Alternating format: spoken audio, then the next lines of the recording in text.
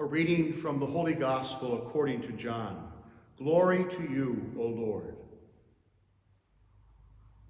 Jesus said to his disciples, "If you love me, you will keep my commandments, and I will ask the Father, and he will give you another advocate to be with you always, the Spirit of truth, whom the world cannot accept, because it neither sees nor knows him.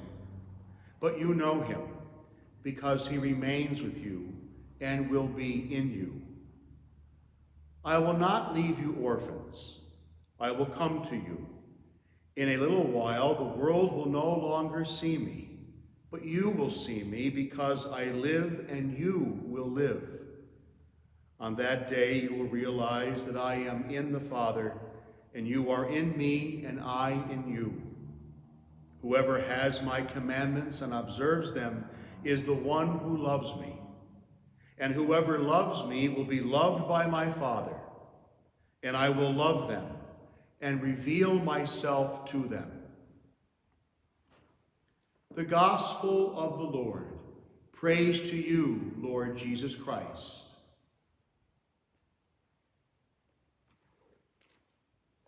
Well, my brothers and sisters, welcome to this beautiful 6th Sunday of Easter here at Our Lady of Mount Carmel.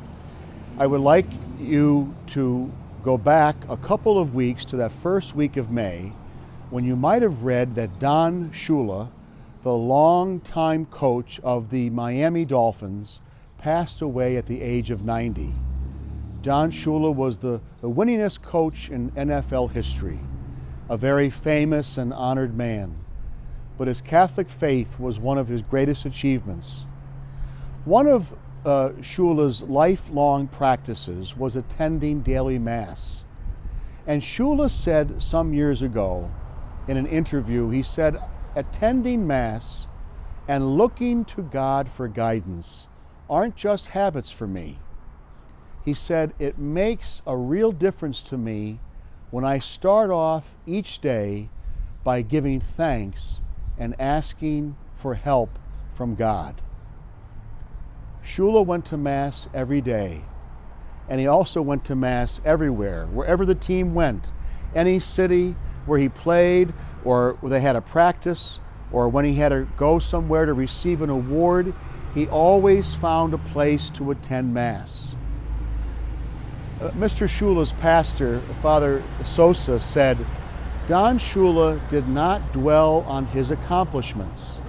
He said it's not what he did, but who he was, a simple man, unpretentious and always willing to help others. You can have all the trophies you want, but it was who he was that was so significant.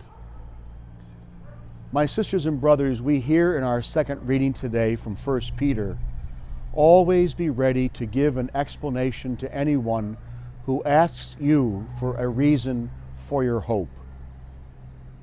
What gave Don Shula hope? What gave him a lens out of which to look at his life and use his gifts?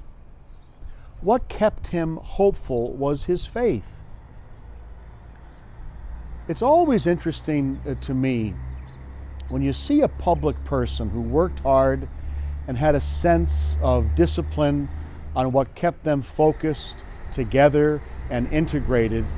And for Don Shula, when you look at his life, it was his faith and that practice of daily Mass.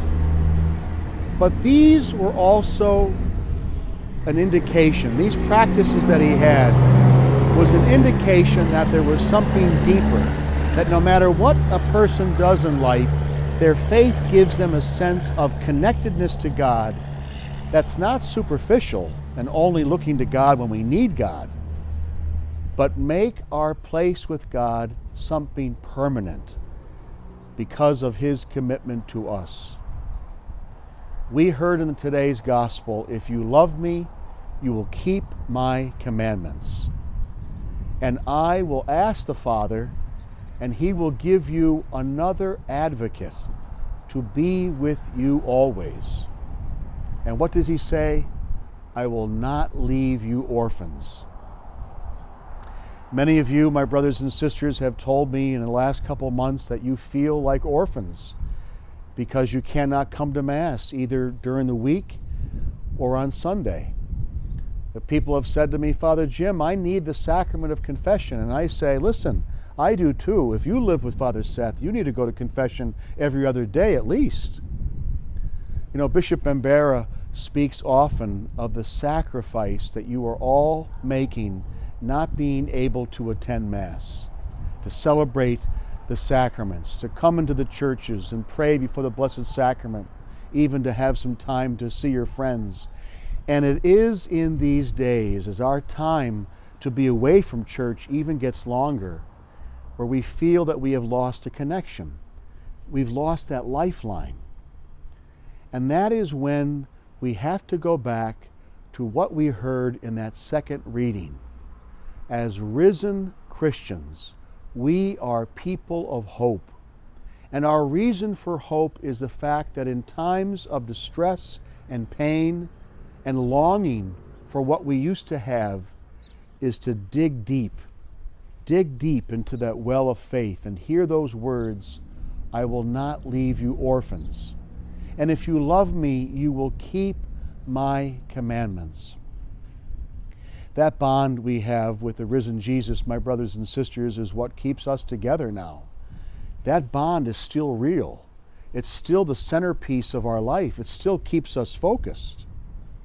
We can look to a fellow person of faith like Don Shula and realize that we can have hope that one of our own brothers looked at his faith as glue that kept him not simply successful, but it kept him faithful.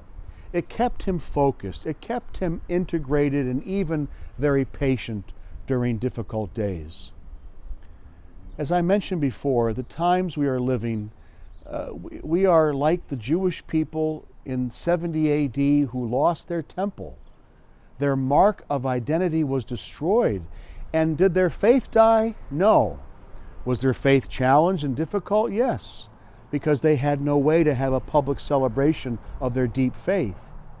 But what did they do? They went to their homes and they turned their homes into a place of prayer, a domestic church. And we have to have that hope that we will be here soon.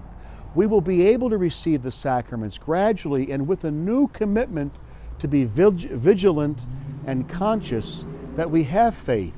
Whether it takes us weeks or months or years, we have to have hope, not based on some wish or an idea, but based on the fact that we're not orphans. You and I are disciples of Jesus. We're loved by Jesus. We're redeemed by Jesus. And that gift of hope gives us reason to rejoice in the gift of the risen Lord.